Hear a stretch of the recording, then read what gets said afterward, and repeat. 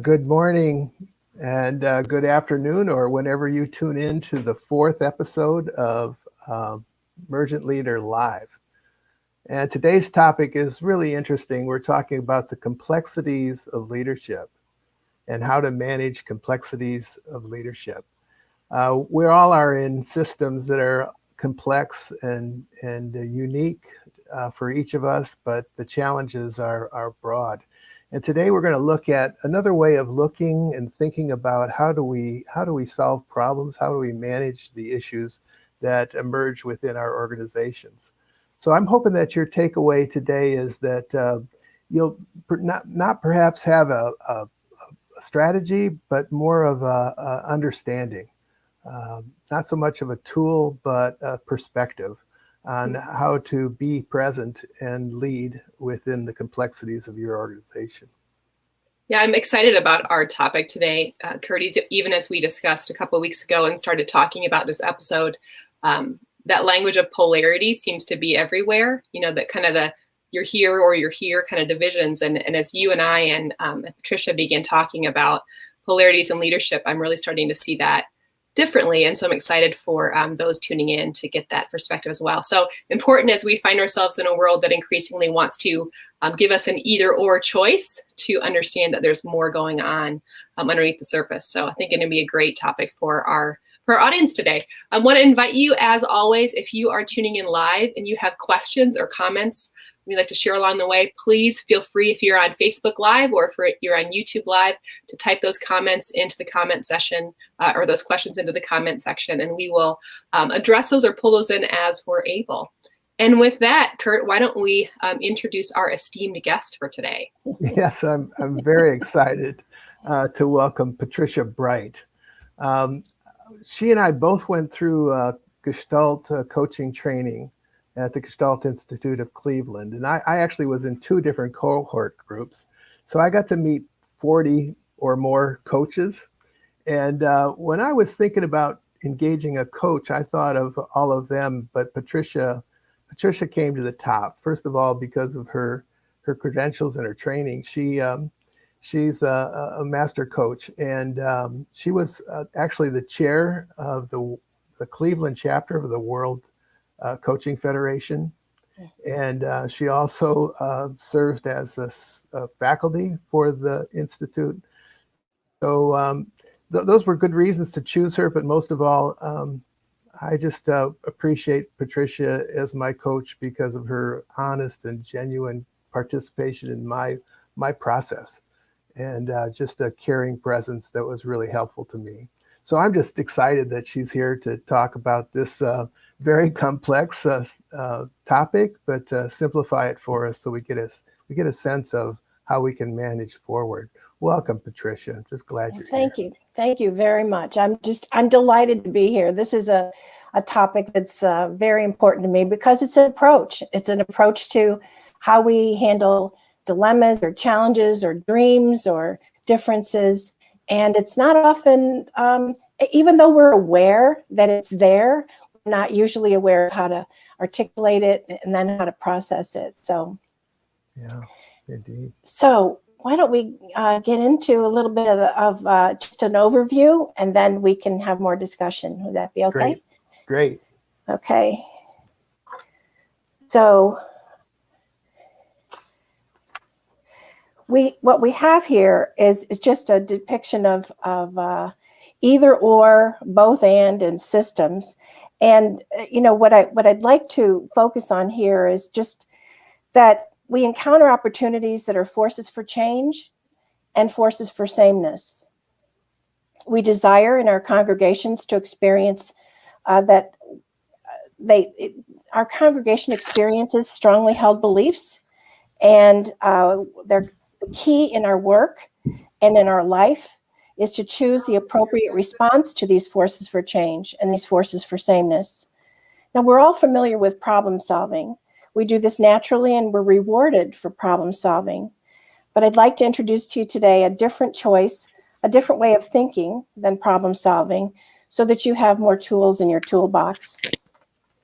The choice is not unfamiliar to you, but the power that it has to change the way you deal with challenges, conflicts, dreams, visions, wants, and all sorts of things of the way of the people that you're leading is very powerful. We'll go to the next slide.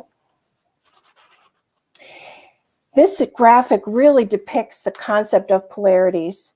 It illustrates a different way to look at the world. And when you look at this graphic, most people see the white faces or the black goblet. I'm not sure what you're seeing as you look at this, but it's impossible to see both at the same time, at least initially. You usually shift from the graphic, which is the white faces, to the black goblet. Usually shift between them. But if you try just now, just looking carefully at both together, see if you can see both at the same time. Maybe just for a nanosecond, you're going to see both at the same time, just an instant. The point of this is that both things exist side by side. You are aware of the white faces and the black goblet. You see both of them. Maybe not at the same moment, but you see both of them. You're aware that neither is right or wrong. They're both there. They both just exist. Let's go to the next slide. So in our leadership role, we have two paths to take when we face challenges: problem solving and what we're going to call managing polarities. First, we're just going to talk about polarities, and then later we can talk about some ideas on how to manage them. So we recall the graphic of that we just saw. Polarities are not opposites. They're not, for example, it's either the white faces or the black goblet. It's actually both. It's not, I want this and I don't want that. It's two things that we or people that we work with want at the same time, and they're different. One is not right and one is not wrong. They're both right. Next slide.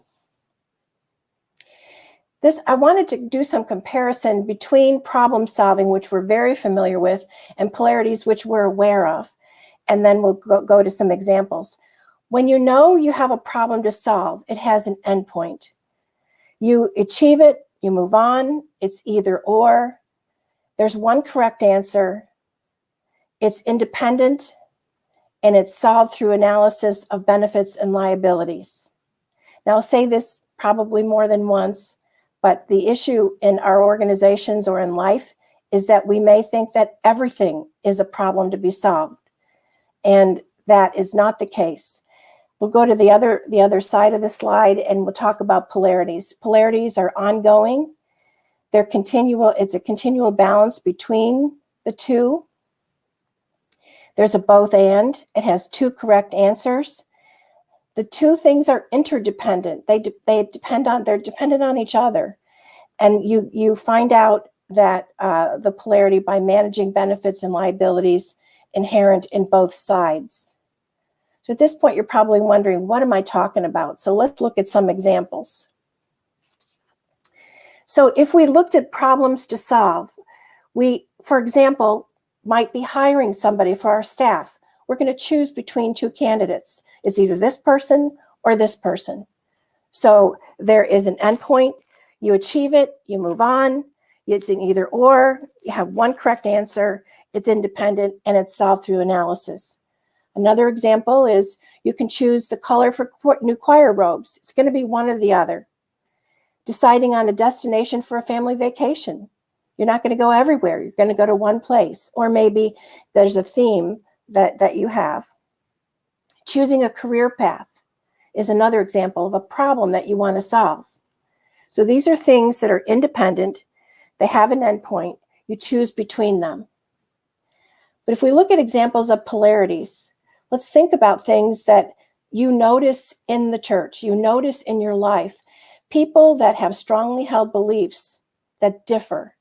One group believes this, another group believes that. If we solve these things, this polarity as a problem to solve, we would choose between them. And maybe our values won't allow that to happen. Managing work and life balance is another polarity that everybody, I'm sure, on this webisode experiences. You want to manage both your work life and life and your life balance. Another example is to be present in the moment, but also to be focused on the future. You want to literally be a part of somebody's or something's, some experience in the moment, but you also want to have the option to be able to look at the future. Another example is taking action and being reflective.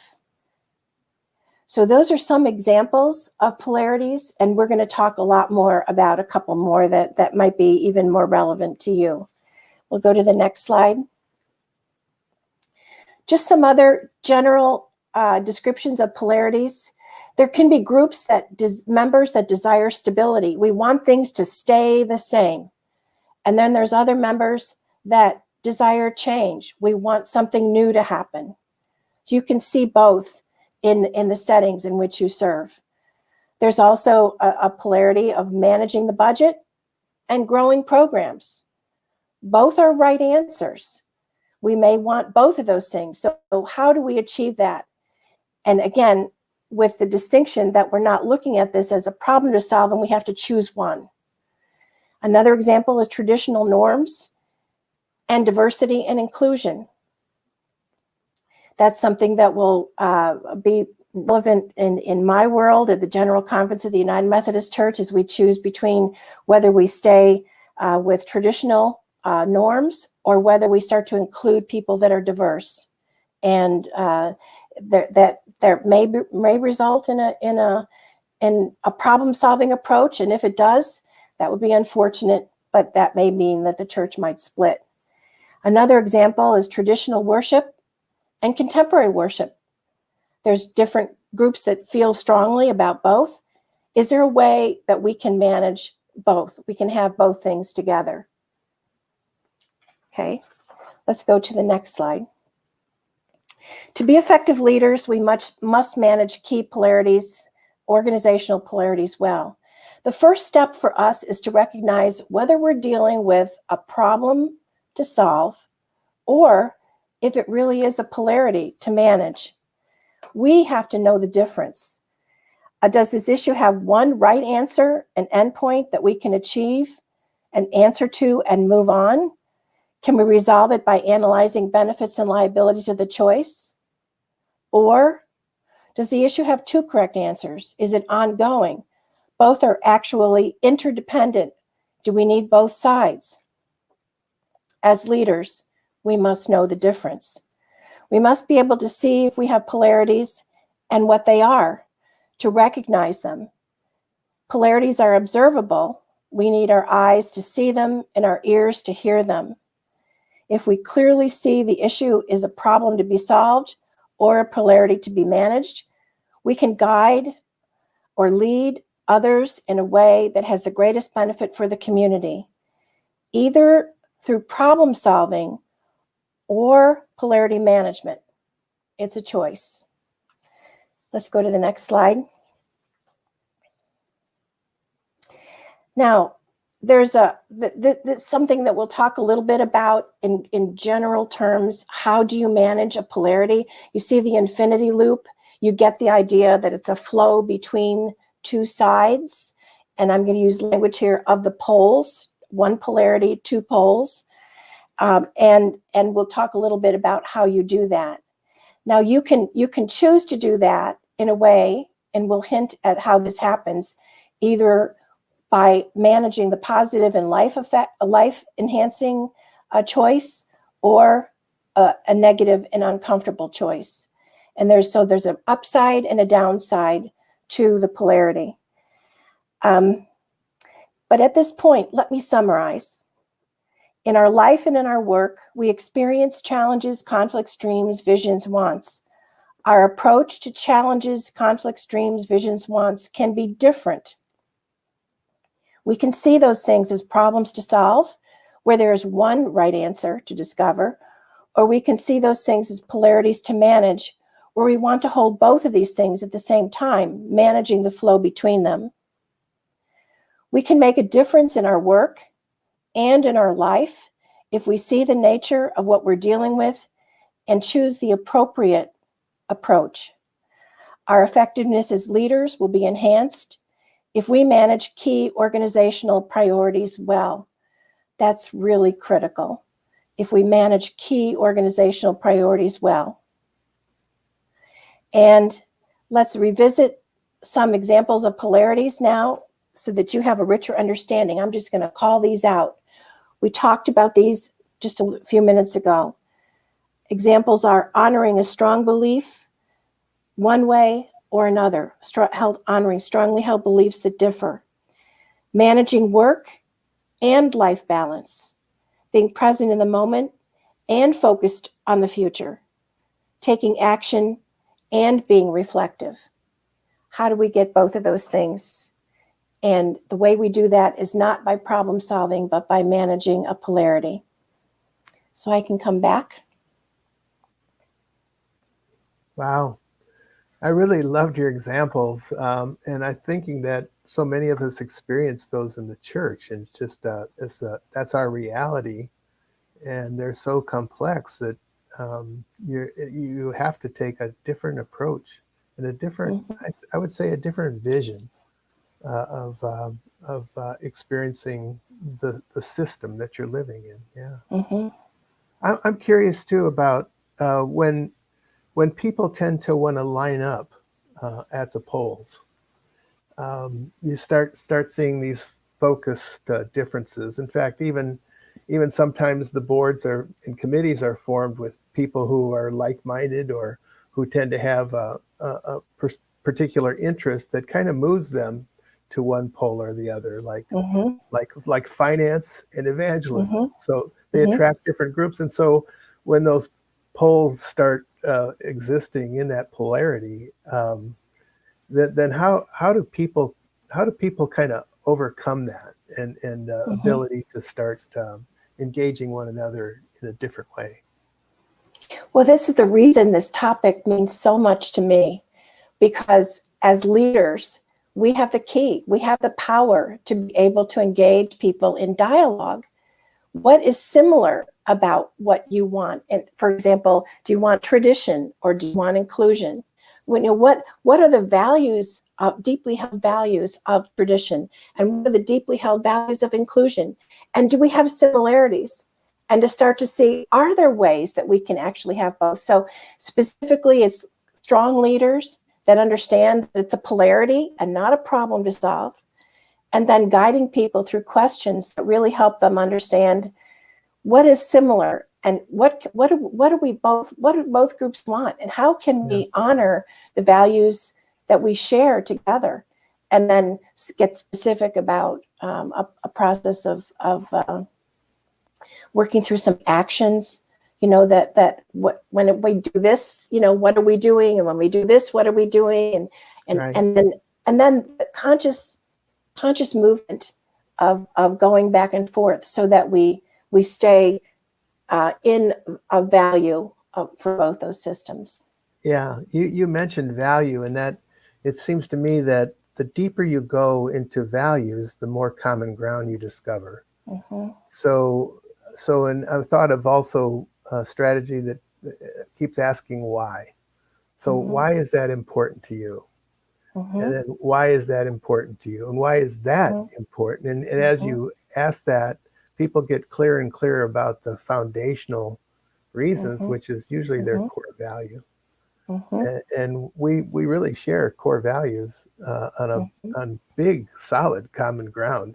But it's when we get into the little ways to solve the problem or to have our particular want or desire for particular action, that's more diverse and spread apart, and we start kind of differences emerge.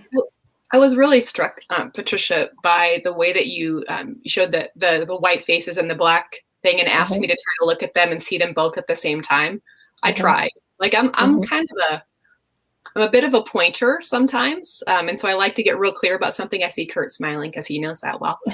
And trying to do both at the same time is hard, and so I think what we tend to do if I'm understanding, this is me trying to understand as the lay person to this concept that you two own so well. If I understood when you used the infinity sign, that's partly that maybe you can't always see them at the same time. So you're kind of moving between them and you're trying to see them both, but it might actually be a back and forth. Am I understanding that correctly?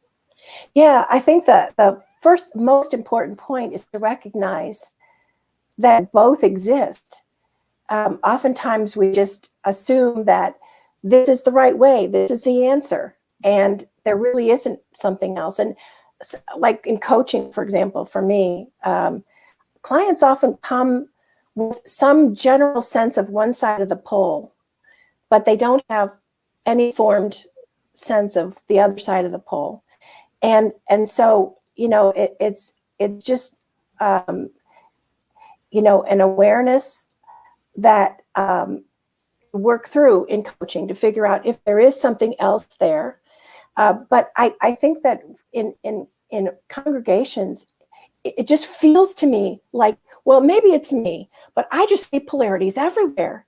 And I'm wondering if the audience is going to come away with this, seeing polarities everywhere. They just exist everywhere. And the more as leaders we become aware of polarities, then we could surface, is this a polarity we should attend to? Is this something that's important? And then, as you mentioned, the flow in between, honoring both, making sure we stay, I'll use terminology, in the upside of both of those poles, so that we don't have negative consequences. Yeah, I think as the leader, you sometimes feel in the room when you can kind of sense like the people lining up. I think that's language you used, Kurt, behind different ideas. You can maybe sense that sometimes. And as a leader, don't quite know how to respond so people feel heard and don't feel like you're taking sides or something. But if you can recognize those things, and maybe your questions, Kurt, your whys, that digs into the values as a piece of that. Yeah. And I also need to be aware of my own, where I'm at. So I already have a bias. And so when I see someone who's lining up and I tend to agree with one or the other, then I have to manage my own polarity. If I'm going to lead them, I need to be clear that I too am facing the same dilemma. And how can I kind of go deeper and get my bearings, if you will. I think in the church, we're often looking for that roadmap to problem solve. And a roadmap is helpful to kind of get from here to there. But I think Patricia's talking about, or at least I see it more as a compass. You kind of get your bearings and you recognize there's a north and a south and an east and a west. And where am I in positioning myself on that map and seeing that other people are different parts of that journey.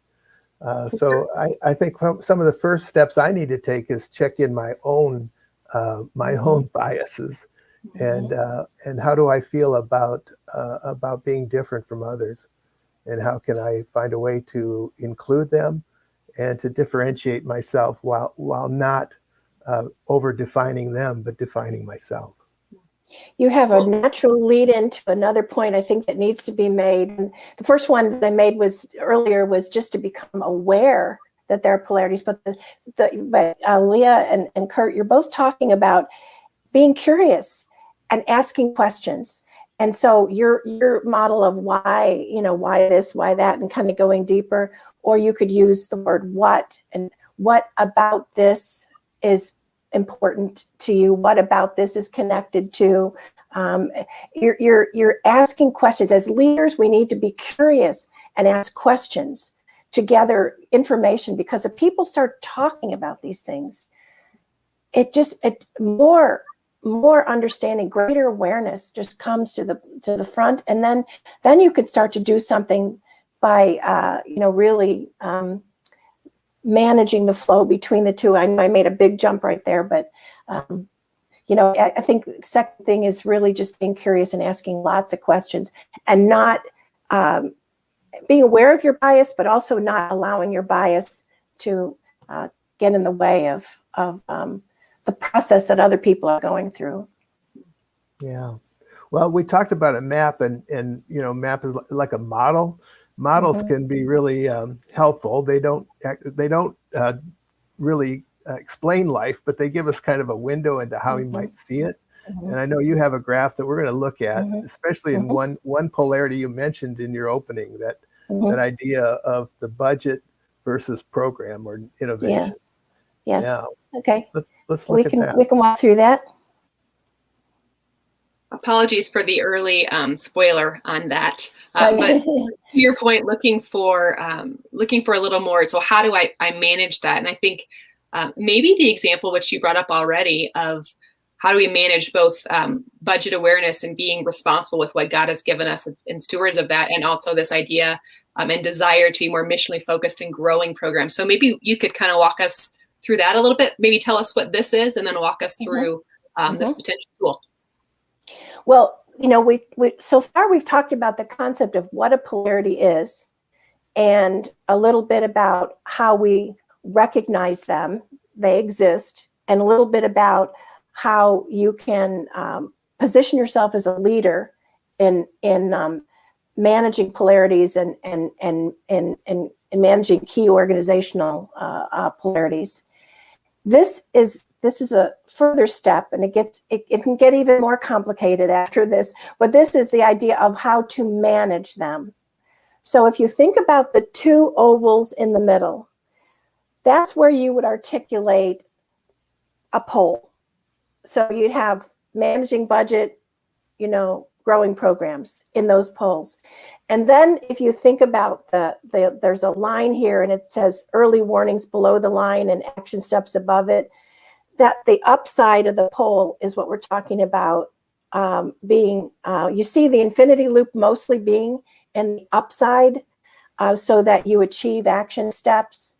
And then below, you want to avoid going into early warning signs and negative actions that will derail your process.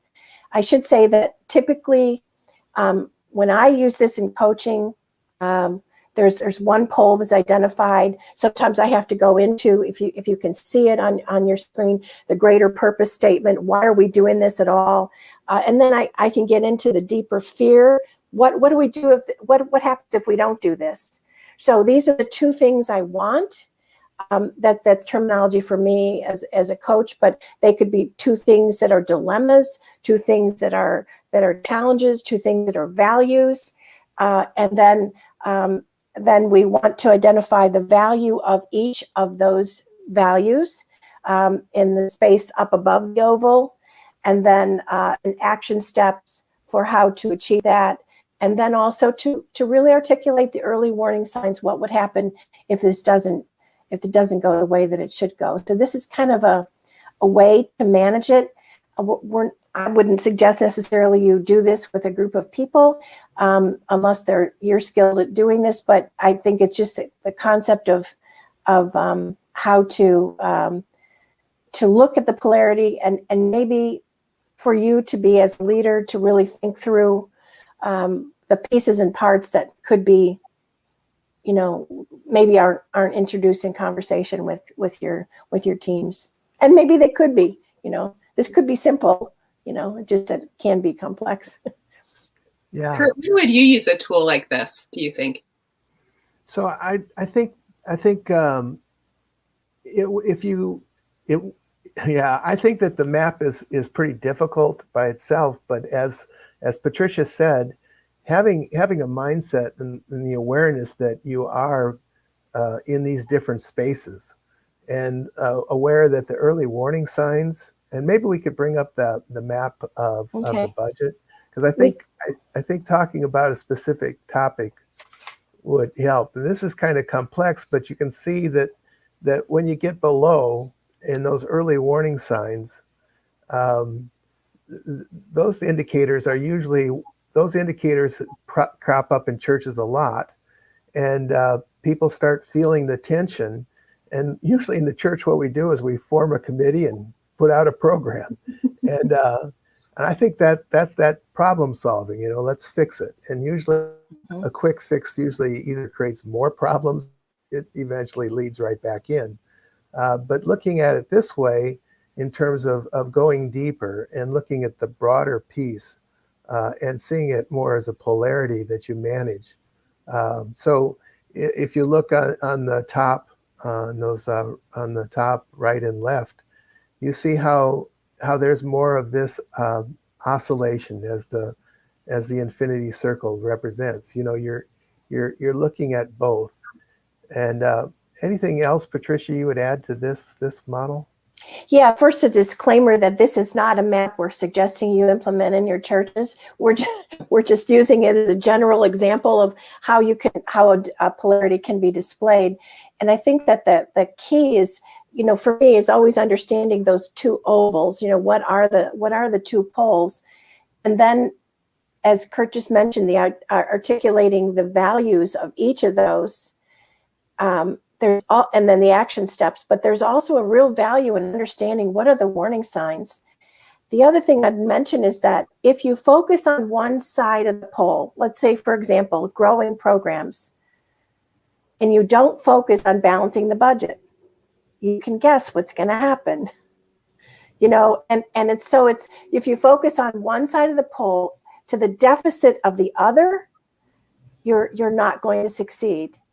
And that's why it's important to do both and to stay in the positive or the upside of the polarity map.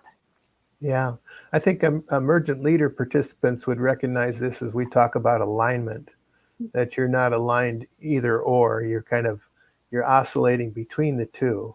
And this map kind of shows that in a nice circular fashion, and less linear. Is it possible that you could overlay a problem-solving model on top of this, so that you're aware of the polarities, Yes. and that awareness generates creativity and other solutions that emerge? Is that possible? Absolutely. If you look at, for example, growing the programs, we could have a problem-solving methodology where we would say, which program should we choose? Which program should we choose now? Which program 10 years from now? That's an appropriate use of problem solving. The same with the budget. You know, should we start slow now? Should we start fast? You know what? There are choices that you can make within each of these. The importance of looking at both is that this want in a polarity is that both exist. You know, if you want to grow programs, you're going to need to have financial resources to do it, and to the exclusion of one or the other, you're not going to fail. You're going to fail. I'm sorry. So I think you could look at problem-solving methodology within each, but when it's appropriate to look at a choice, I think. That's an interesting question, Kurt. Did you have a thought as you asked me that? Well, what I discover is that when you're able to spend more time looking at the deeper issues in the polarities, that their awareness grows, and that's a fundamental Gestalt principle, to raise awareness.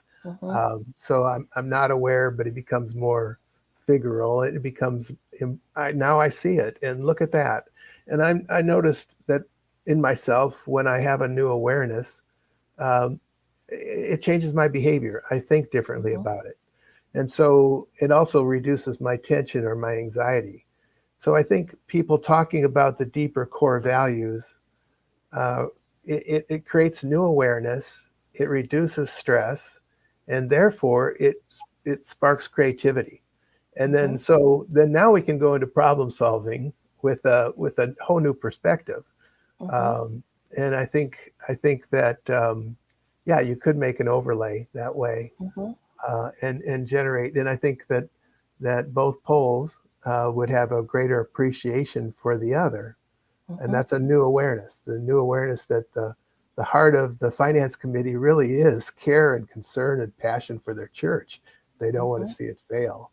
And that the evangelism committee's heart and passion is they want to see grow the kingdom of God, and both would gain a new appreciation. And I think that's why this model is such a first step and an important piece in our awareness.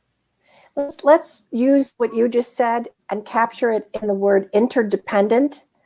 These things are interdependent on one another. That's another feature of polarities. So I loved your explanation of what I heard as interdependent. Yeah. Yeah, as I look at this map and kind of listen to you all talk, I mean, I definitely tend towards being a problem solver. I do a lot of project management, and so I think in that way a lot. And what I think I heard you say that's helping me is that if you use this first step, if you really raise awareness first, and you dig into what's really going on underneath the surface, both in you and maybe in the group or in your larger organization, it's gonna. I think I heard you, Kurt, say it's gonna spur creativity. And it's going to create an awareness that's going to make any problem solving you would do much more, much deeper, and not make it just about solving a problem, but rather an awareness of who you want to be as an organization. So what you just did for me, Leah, is it just like the conversation just started to open up, and now when we open up, we're starting to include other voices, other perspectives, and that's part of being in a congregation and in a community. It's just including everybody. Yeah, and what I experience in thinking in terms of like boards and committees is that the fundamental approach, just in the way they're structured, the agenda usually goes right to action items and what actions were taken. And if the organization doesn't spend some time talking about and experiencing their values in a real way, it's just like last night I was in a church board meeting with Prince of Peace, Principe de Paz, and the devotions asked everybody to kind of share what they were balancing during this COVID, and it was so rich that many responded saying, "This is the best meeting we've had." Isn't that wonderful? Because it was touching at a deeper level and kind of reminding us why and what we were about. And I think then as we moved on, it was in the context of something richer than just let's solve our problems. Yeah, it was kind of neat. So we could probably do about a 20-hour piece where we run through like different scenarios. We can use the map. We can solve all the church's problems right here. But we just have a few minutes left. And so I'm wondering if either of you have some just last minute things you're thinking about, maybe other examples you've seen of polarities at work in our churches and congregations, or maybe just first thoughts that you would share with those that are just beginning to recognize polarities and the need to manage them in their ministry. Patricia, how about you? Any kind of last thoughts that you would share with us?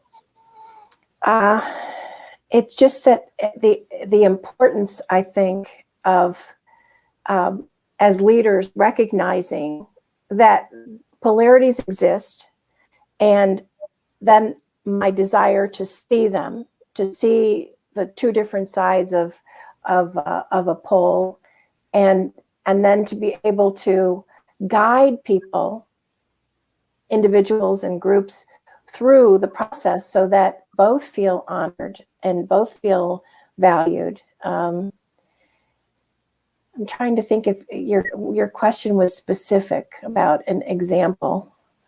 Was it? Is there you shared a few examples at the front end. We talked a bit about this budget one, but other examples that are top of mind for you of situations where we might be experiencing polarities? Again, you're talking to the guy that sees polarities everywhere. I see polarities in our government. I see polarities in our neighborhoods. I see, and the thing is, I think that we overuse the hammer. If you have a hammer, you see everything as a nail. If you think problem solving is the skill to have, then you're going to solve everything with problem solving. And that's really not the way to build dreams and communities and to include people and in their voices, and what's the examples I can think of are more related to coaching. So it's really identifying what desire somebody really wants, and then uncovering the other side of the pole. Sometimes there's a tension in between. Sometimes I back into that by using polarities by challenging the person. No, you really don't want that, do you? You know, and that forces what they really want. But I think that just recognizing that we live in a world of polarities. Yeah. And so our perspective needs to allow for that. Yeah. Yeah. I'm thinking, and this may not connect, but I've been thinking about, leaders should trust their gut.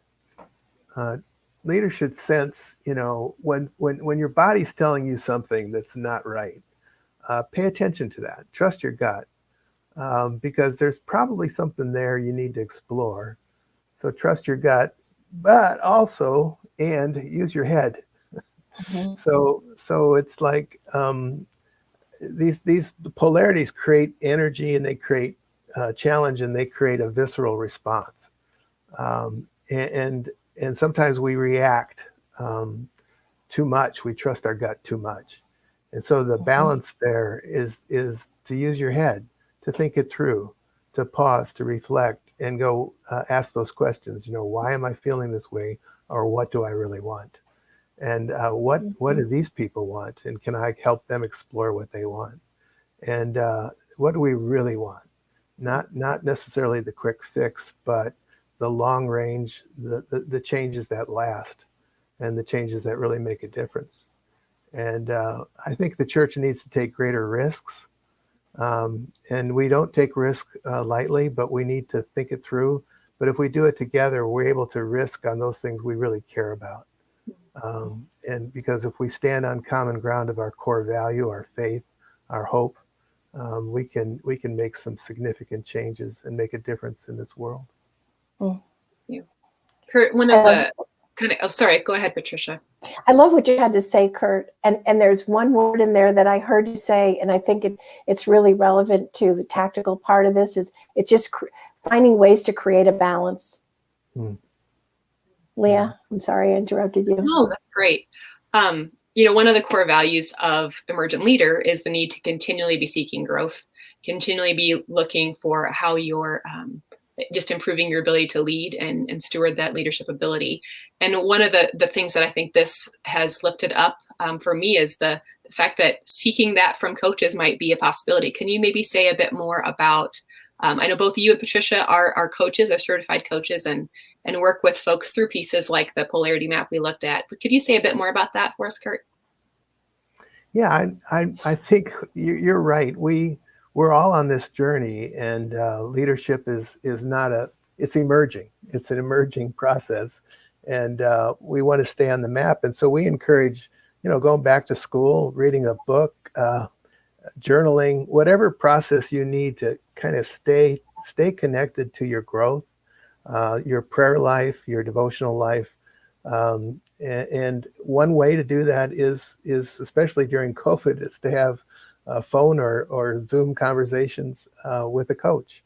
And I think you could consider that as an option for your growth. And we would love it if you'd consider us as potential coaches to be in a partnership and walk with you through a process of where you'd like to go and what the next steps are for you on your path. If you're interested in that, you can reach Kurt here at the email on the screen, or the website on the screen. And this is Patricia's website for her consulting company, where she also does coaching and other consulting pieces. So if they can be of more assistance for you as you continue your journey of leadership, please do reach out. And as always, hope that you all have gained from this time together. I know I have. I think this is like my personal coaching session. Is every one of these Emergent Leader sessions. It's great. It's like free coaching. So thank you both for that. And just pray, folks, as you're out there, that you'd continue to be encouraged, that God is up to great things in you as a leader. So hang in there, and we will be joining you again a month from now. The date is escaping me, but we'll have Daryl Pecan with us for our next episode of Emergent Leader Live, and we'll be looking forward to seeing you all then. Thanks, Leah. Patricia, Thank you very much. Thank you. All right. It was my pleasure. Bye. Bye-bye.